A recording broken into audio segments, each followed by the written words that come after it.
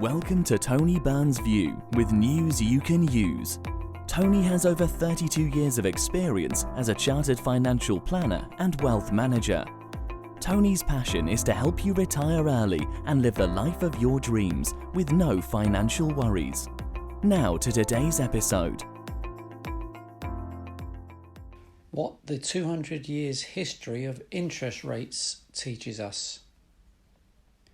Like most people of my generation who have lived through the period of hyper interest rates of as high as 17% and inflation averaging in the teens each year in the 70s, I am baffled by how long and how low interest rates and inflation in the UK have lasted in recent years.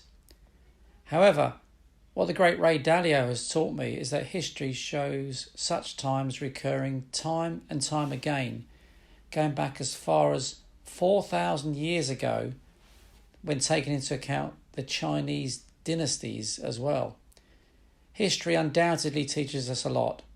It is remarkable how often events recur throughout history. It is also remarkable how we fail to ever learn anything from history, especially in the West.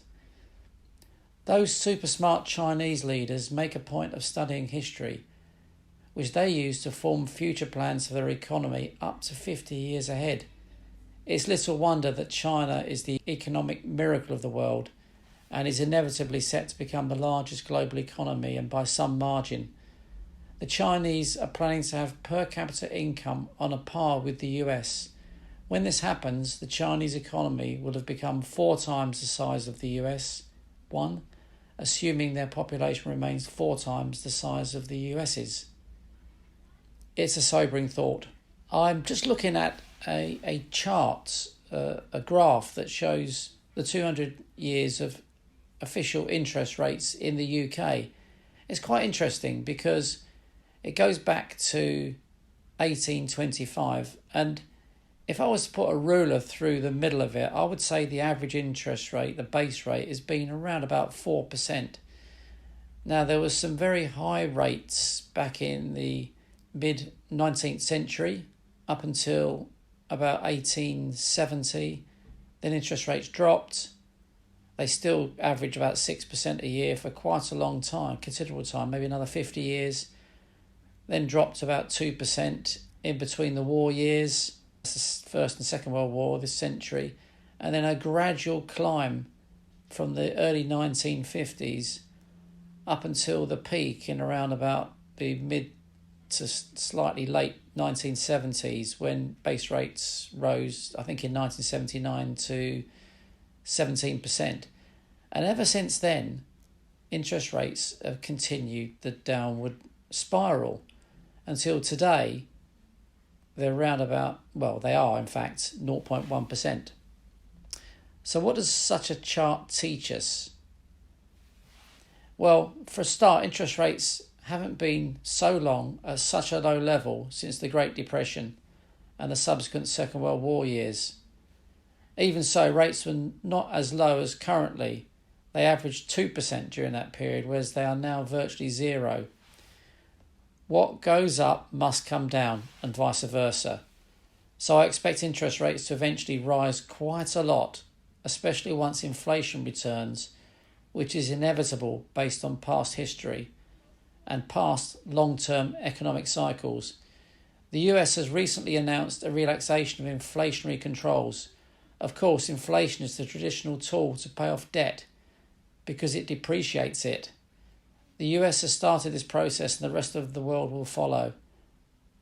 After all, the level of government global debt has reached ludicrously high levels during the coronavirus pandemic. Precious metals such as gold and commodities generally are likely to perform very well when interest rates and inflation rise. Bonds, on the other hand, are likely to suffer because when interest rates rise, bonds fall in value.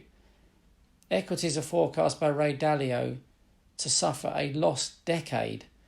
Certainly, higher interest rates reduce the profitability of businesses who have to pay more interest on their debts, which decreases their profitability, which in turn has a knock-on effect on their share prices.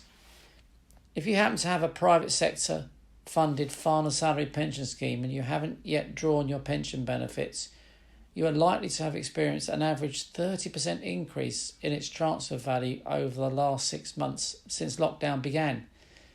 This was directly as a result of the base rate falling from 0.75% to 0.1%.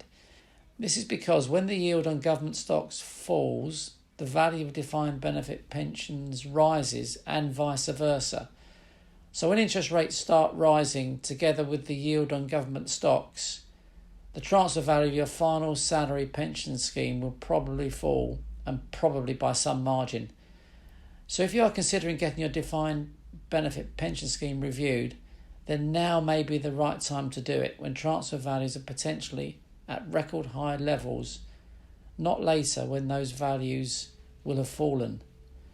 As ever, we will be managing our clients' investments as closely and as wisely as possible by choosing just the right types of investments that will prosper during the challenging years ahead when both interest rates and inflation rise. You know it makes sense.